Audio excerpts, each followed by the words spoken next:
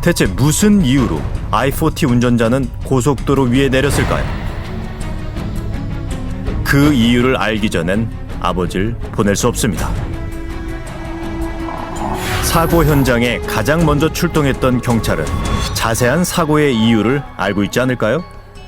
정말 110km 이상 달리는 도로에서 갑자기 이렇게 섰다라는 거. 교통사고 같은 경우는 과실로 인해서 발생을 하는 건데 이게 완전 고의범이죠. 경찰 역시 고의로 차를 세운 이유가 가장 궁금했답니다. 그런데 SUV 차량하고 승용 차량하고 서로 좀 그런 일이 있었다. 그 운행 중에 서로 좀 실랑이가 있었다. I-40 운전자가 고속도로 위에 차를 세운 이유는 단 하나.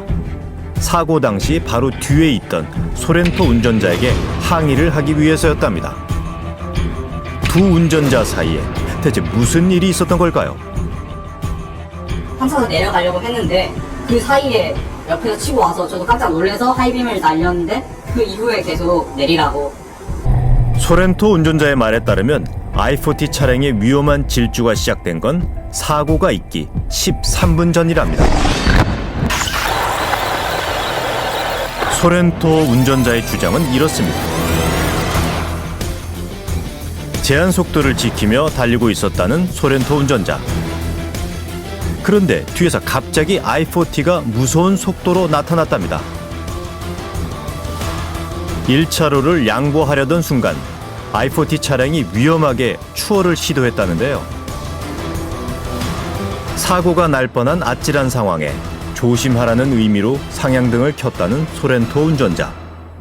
처음에 하이빔 날린 이후에 저는 아무 티 안 하고 그냥 갔습니다. 계속. 제 아버지가 창문을 내리고 그냥 가라고 말씀하셨고요. 근데 계속 시대를 거는 거예요. 내리라고. 위험해서 할 수 없이 켰던 상향등 2번. 그런데 그때부터 I-40 운전자가 돌변했다는 겁니다. 소렌토 차량의 앞을 막아 진로를 방해하며 끊임없이 차에서 내릴 것을 요구했다는데요. 심지어 갓길에 차를 세우고 내려 달리는 차 앞으로 뛰어들기까지 하는 I-40 운전자.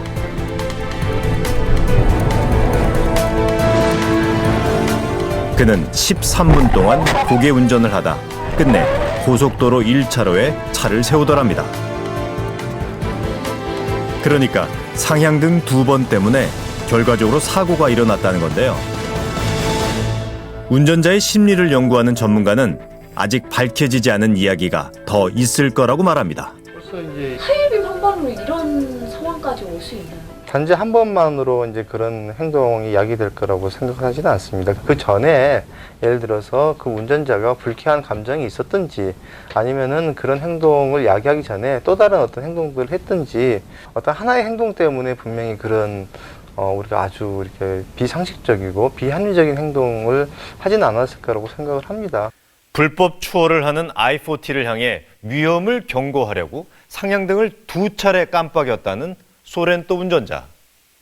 그때부터 I-40 운전자가 위험천만한 고개 운전을 했다는데요. 한 사람의 목숨을 앗아간 13분간의 질주는 정말 2차례 상향등 신호 때문에 시작된 걸까요? 사고 5일 뒤 중부고속도로 오중 추돌 사고에 현장 조사가 있었습니다. 5대 차량의 운전자와 유가족들이 모여 조사를 받기로 한 날인데요. 유명해서 알기 유명한데 참 뭐라고 위로의 말씀 못 해주겠네요. 그런데 소렌토 운전자를 포함해 넉 대의 차량 관계자들이 조사를 받는 동안 사고 유발자인 I-40 운전자의 모습은 보이지 않았는데요. 시속 100km 이상으로 달리는 고속도로에서 느닷없이 차를 세운 이유. 그것은 오직 I-40 운전자만이 설명할 수 있을 겁니다. 여보세요? 솔직히 다시 생각하는 것도 되게 힘들거든요, 지금. 저는 제 입장 대변해달라고 말씀 안 드릴게요. 왜냐면 하늘이 알고 땅이 아는데 거짓말 할 순 없잖아요. 사고 뒤 모습을 감췄던 I-40 운전자가 우리에게만 만남을 허락했습니다. 다리를 크게 다친 모습인데요. 너무 죄송스러울 뿐이에요, 솔직히. 지금 유가족 분들한테도 그렇고요. 제가 더 조심스럽고 신중하게